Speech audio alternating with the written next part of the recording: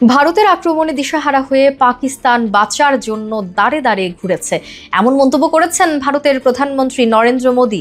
পাকিস্তানের সঙ্গে যুদ্ধবিরতির পর জাতির উদ্দেশ্যে দেয়া ভাষণে মোদী বলেন, সন্ত্রাসবাদের বিরুদ্ধে লড়াইয়ে ভারতের সঙ্গ না দিয়ে ভুল করেছে পাকিস্তান। তাদের ছোড়া ক্ষেপণাস্ত্র ও ড্রোন আকাশে ধ্বংস করে দিয়েছে ভারত। ভারতের আক্রমণে দিশাহারা হয়ে পাকিস্তান জনে জনে তাদের বাঁচানোর অনুরোধ করেছে। শেষ পর্যন্ত ভারতের সামরিক বাহিনীর শরণাপন্ন হয়ে যুদ্ধ থামাতে অনুরোধ করে। ভারত সাময়িকভাবে সেই অনুরোধ মেনে নিয়ে প্রত্যাঘাত স্থগিত রেখেছে।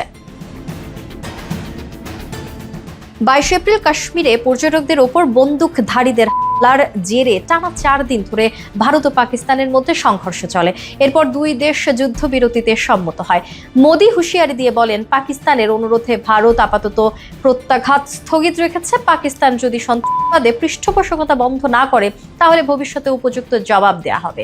মোদী জানান, এবার পারমাণবিক অস্ত্রের ভয়ও কেউ দেখাতে পারবে না। নিউক্লিয়ার ব্ল্যাকমেইল সহ্য করা হবে না।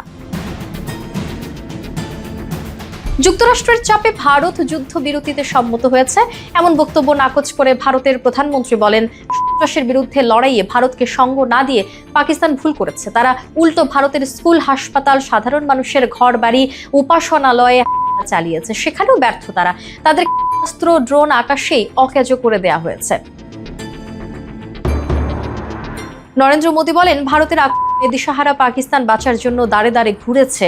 শেষ পর্যন্ত 10 মে তারা ভারতের সামরিক বাহিনীর শরণাপন্ন হয়। সেই অনুরোধ ভারত মেনে নিয়েছে, কিন্তু এটা জানানো প্রয়োজন, ভারত সাময়িকভাবে আক্রমণ স্থগিত রেখেছে। শুধু ভারতের পুরনো নীতির কথা মনে করিয়ে দিয়ে নরেন্দ্র মোদী বলেন, সন্ত্রাস ও আলোচনা একসঙ্গে চলতে পারে না। সন্ত্রাস ও বাণিজ্য একসঙ্গে চলতে পারে না।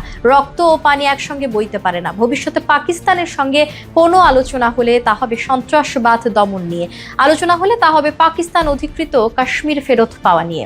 এটি যেমন যুদ্ধের যুগ নয়, তেমনই সন্ত্রাসবাদের যুগও নয়। উল্লেখ করে মোদী বলেন, পাকিস্তান সরকার ও পাকিস্তান সেনাবাহিনী যেভাবে সন্ত্রাসবাদের মদত দিয়ে চলছে, তাতে একদিন তারা নিজেরাই শেষ হয়ে যাবে।